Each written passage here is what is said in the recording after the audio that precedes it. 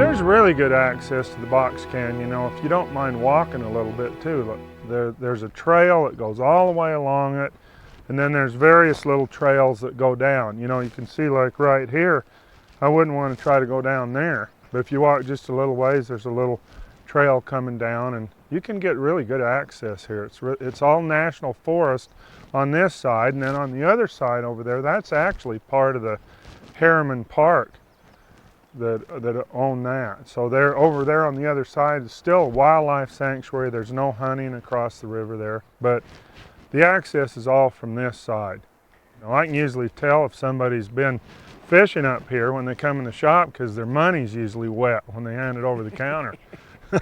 Because you have to not be afraid to take a little spill once in a while, but it's not really the kind of a place where there's big deep holes where you can go over your head or anything. You can usually wade if you can just handle the current. You need often a wading staff if you're not that comfortable, and some people like to use the cleats, but I usually do okay just with felt, but I don't get out too far in it either. It's all about the same depth, and so you really want to cover all the water in the box canyon too. That's what throws some anglers that are used to a lot of other rivers, is they're kind of looking for fishing along the banks or whatnot, and those fish will hold anywhere out there. There's all kinds of every size and shape of lava rock, and there's all little depressions behind the rocks, and the fish love to hold around those rocks, so it holds a lot of fish. This is a real good stretch of the Henry's Fork, both in the population of fish and then the size too. There's some big fish in here. Probably the best way to fish the box canyon is with nymphs. This water is so rich in aquatic life that the big trout seldom pay attention to the surface. They do during the salmon fly hatch, and that's probably around the first week of June. You'd want to be fishing big dries in here, and then again you just cover the water, just fish everywhere.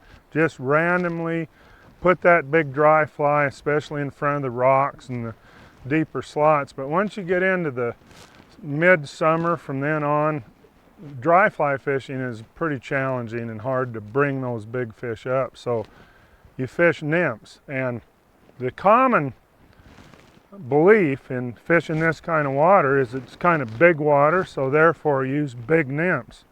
And that's traditionally how the box canyon was always fished. When I was a kid, we'd fish this all the time with a big, heavy-weighted green woolly worm, and then we'd use one of those big woven wet flies like a sandy mite or something, and put some split shot, and we'd catch a lot of nice fish with that method.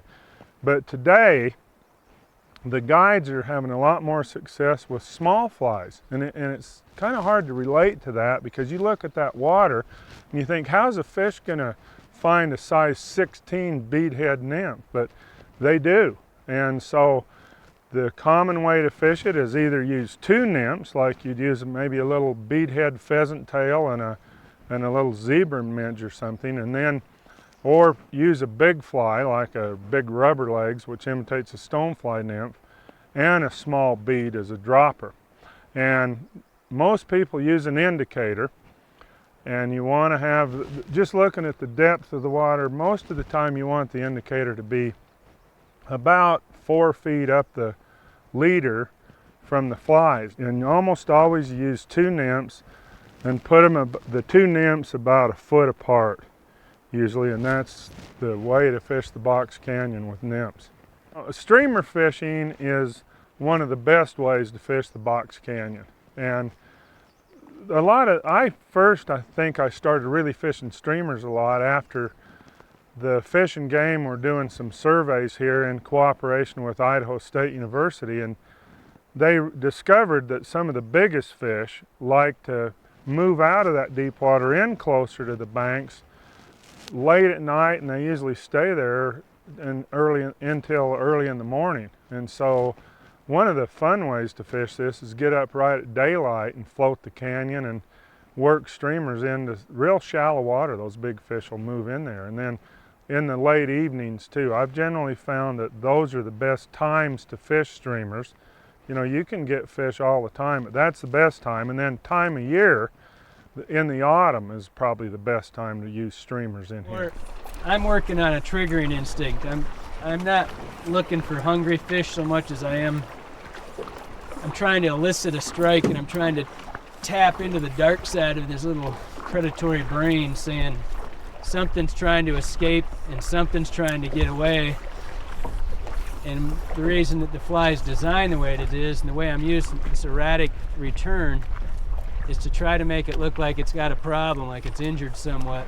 And if you're injured and you're fleeing from something, you're not going to run upstream you're going to try to go downstream to get away. Whoa, did you see that? Yeah, I saw him. He was on it, wasn't he? Yeah. See, I don't know. I probably should have kept stripping it. One by the log, Kelly. There's one there. I don't think they didn't like what you said about this not being good streamer water. Yeah, well, see, I had to taunt him a little bit. See what I'm telling about? Whoa. Oh, he's a big boy there. That's a big boy. Oh, yeah, good. Nice. Well, the downstream was working. That was good, yeah. We can put the snooker. What I like about streamer fishing too is a lot of times you can get the snooker on them real quick. Whoa. And you don't really beat them up so bad. Whoop. Whoa, that's a Nice fish, isn't it? Woo! Yes! Yes! Kiwi meddler. Kiwi! Kiwi! Woo! Kiwi! You know they're eating streamers because of how fat their bellies are. See that? Look at the colors on him. Hardly not a hook scar on him. Dark fish. He's another 17, 18 maybe. We'll let him go there. Woo! I'll tell you, sun going down, my magic hour. I just love it. Woo!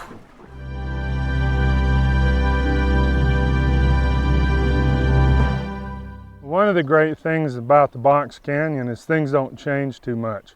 You don't need to use a lot of different kind of flies, and you don't have to do too much different in June than you would in October, except you might have some big salmon flies on the surface.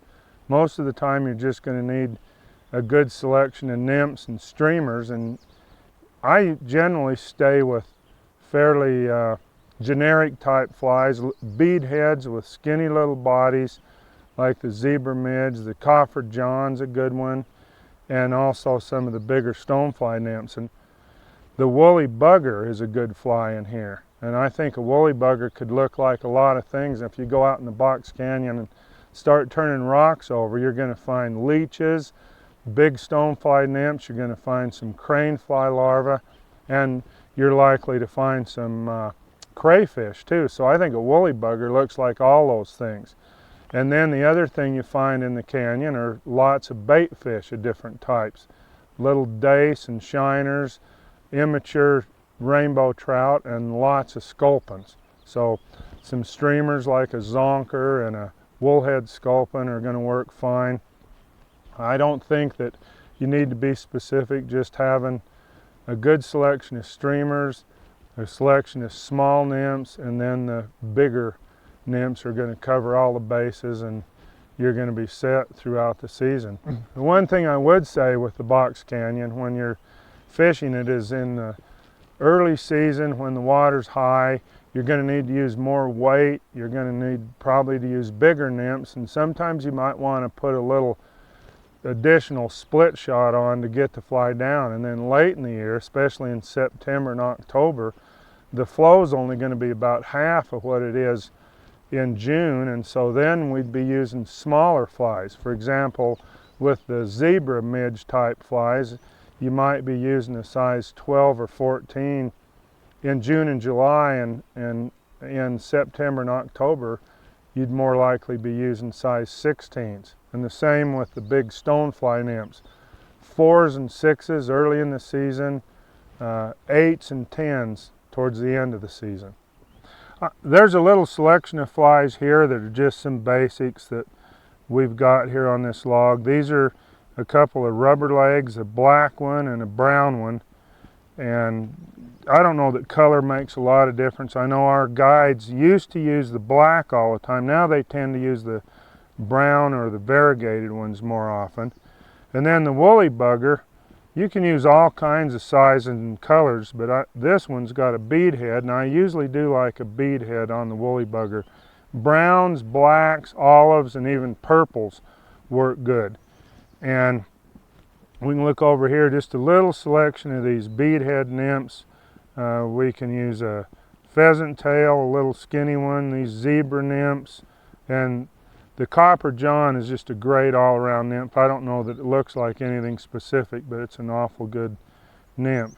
And for streamers, there's all kinds of streamers that people like to use, but these are some of the basics. This one's a zonker with a copper body on it. I know a lot of our guides really like that one. Sculpins of various kinds work, but these woolhead ones tend to work pretty well because the wool soaks water up and gets the fly down. And then you might notice this one's got a cone head on it too. And not only does a cone head or bead head help a streamer get down, but it adds to the action too. The fly will go up and down, and especially if you kind of twitch with your rod, and you can really get some good action on the fly. One other note when you're fishing streamers in the Box Canyon, because the water's not that deep, you would rarely need to use a sinking line. A floating line is usually all you need, both for streamers and for nymph fishing.